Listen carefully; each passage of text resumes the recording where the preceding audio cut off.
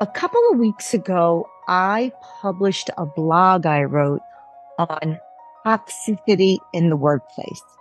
The private comments that were sent to me was unbelievable. This problem of toxic workplace cultures is unbelievable and it must be addressed. So I wanted to talk a little bit more about it today, really hoping that we can find a way to break through these crazy toxic cultures. It absolutely hurts my heart. I know that sounds woo-woo-y, but it really does. It hurts my heart to think that people go to work and they want to give their best. They want to give their all. And because of the environment and the culture that they're in, it's just not possible. They leave there feeling degraded, taken advantage of. And quite frankly, from a work management leadership perspective, it makes no sense to tolerate these cultures because you are not getting your best from your people.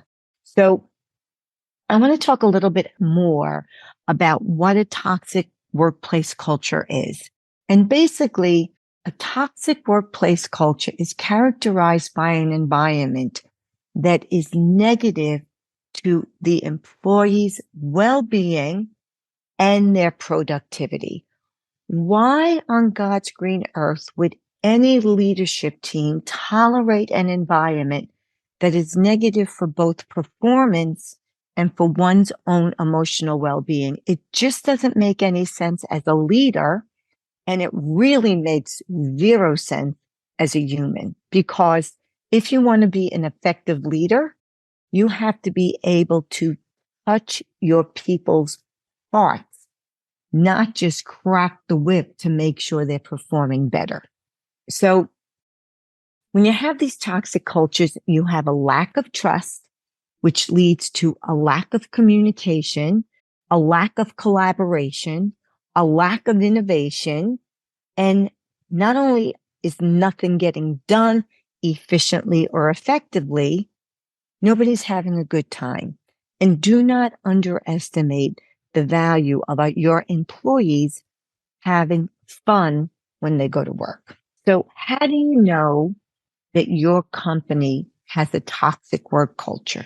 Okay, number one is there is poor, if any, effective communication. Decisions are made at the top by the top people, and then sometimes it gets communicated down the organizational chart, and other times it doesn't. So you must make sure, if you want everybody rowing the boat in the same direction, and if you want everybody to feel like they're a part of your team, you must be very clear on the messages that you are communicating, especially when those communications are based upon the decisions that are being made. We all know if you want people to work together, you want them to have buy-in to let them know that they are part of the team and this is what's been decided and communicated in an effective way throughout the organization. So one person on one team isn't hearing about a decision that's made, and the other person on another team has no idea what you're talking about. Okay. So you really need to have effective communication. Otherwise, you're going to have rumors, you're going to have speculation, you're going to have exacerbating feelings of insecurity and mistrust. And again, insecurity, mistrust, game over. Okay, the first thing. And then the second is there's a lack of trust and there's a lack of respect. When employees feel undervalued or undertrusted or disrespected, it unequivocally damages their commitment and their loyalty to the organization. If you want your team members to go that extra mile, to go above and beyond, they must feel respected. They must feel that you are as committed to them as you want them to be to you and the organization. All right. Without that, you're in a toxic work culture. All right.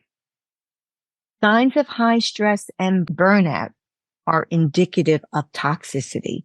Yes, you want people to work hard, but you cannot expect people to work hard 24/7 without any break. All right. Yes, there are times when you have certain projects that need to be done where it's all hands on deck and people may need to give above and beyond. That's fine, but that cannot be the consistent way of working.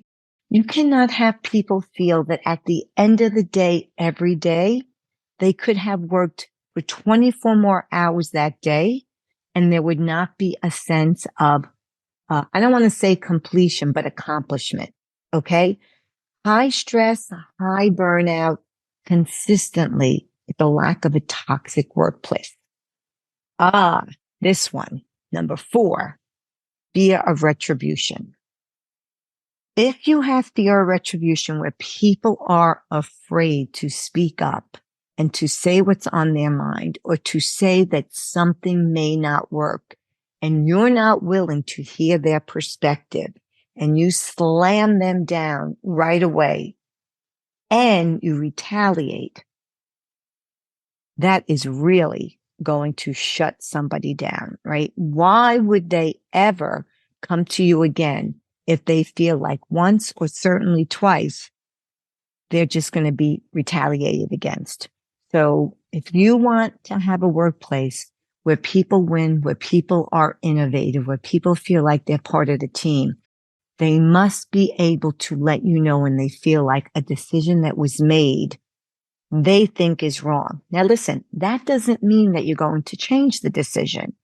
But what you want to do is to let them know that you appreciate the fact that they came to you, that they told you that they don't agree with the decision and they gave you the reasons why.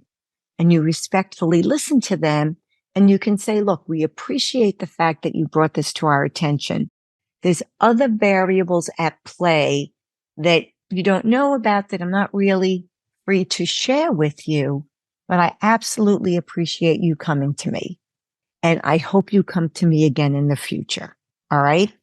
No retribution. And then finally, you're in a toxic workplace when there are unfair practices, meaning you have the teacher's pet in school now gets replaced with the boss's pet in the office. And those are people where the rules don't apply to them. They can be late. Their work can be shoddy. They can be inappropriate. They cannot be a team player. They can be a gossiper. All of these things that you won't tolerate in one person, you have to consistently not tolerate in others. Unfair practices will absolutely kill a healthy work culture, and it's indicative of a toxic workplace. All right. So to summarize, the 5 signs of a toxic workplace are poor communication, high stress and burnout, lack of trust, fear of retribution, and unfair practices. Okay. So how do you promote reversing a toxic workplace and having a healthy work culture? Okay. Promote open and honest communication. Encourage a culture of transparency where feedback is valued and acted upon, not where it's just spoken, not where you say, we have a transparent organization. And when you say that, everybody rolls their eyes because everybody knows it's not true, or most people roll their eyes and most people know it's not true. Okay. So when you say open and transparent communication, that's across the board. You must mean it. Okay. Build trust and respect and recognize and appreciate employees and their contributions, no matter where they are in the organization. A little bit of appreciation goes so far. There's a psychologist called Dr. Robert Cialdini, and he talks about the principle of reciprocity. And what does that mean?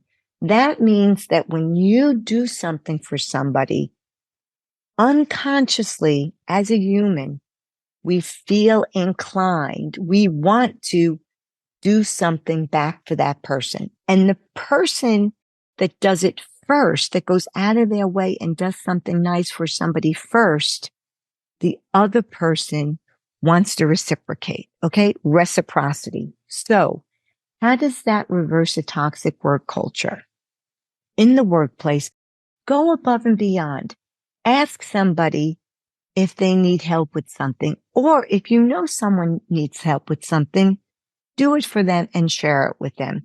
You will create such a collaborative team environment. It will be amazing how everybody will automatically start rowing the boat in the same direction. All right. So build trust and respect by going out of your way and doing something for somebody else without expecting anything in return. Human nature will take care of that. We are inclined to want to help someone that has helped us. Okay. Implement real work-life policy. If you see someone that is constantly overworking themselves, right? That you get emails from them consistently on the weekend and at night. And if you are in a leadership position, it is imperative that you let that person know that you appreciate them going above and beyond. But it's just as important for you to know that they are taking care of their health and well-being by living a well-rounded life. Shut the computer off. I'm not going to respond to your emails. I'm not going to respond to your texts. And if you're a leader, you don't text people and you don't send emails during off hours. And I'm not talking about being rigid. You all know what I mean. Okay. You know who the people are that are consistently working. You need to create the boundary for them to have work-life balance if they can't do it for themselves. Okay. And then finally, foster an environment of learning and development. Companies love to tell you that they can't afford to have these programs. They can't afford to have their employees coached. And they just focus on the bottom line and the numbers. That is so incredibly short-sighted. And all I'm going to say to that is what Richard Branson said. People will ask, what if I train and develop my employees and they leave? Richard Branson's reply is, what if you don't train and develop them and they stay? Okay. So you can reverse a toxic workplace culture by promoting genuine, open and honest communication. Build trust and respect and rapport with your employees. Implement work-life balance policies and operationalize them. Don't just have them be words on a page. And then finally, promote, foster, and support financially and time-wise a culture of learning and development. If you do these things, you will be able to avoid and reverse a toxic workplace culture. Everybody will be rowing the boat in the same direction. You will have a cohesive team that will collaborate and will be effective, efficient, and innovation will rule the day. All right. So that's it for today. I look forward to creating more of these Dr. Patty Ann's podcasts with Dr. Patty Ann, yours truly, as your guest. And until next time, be well.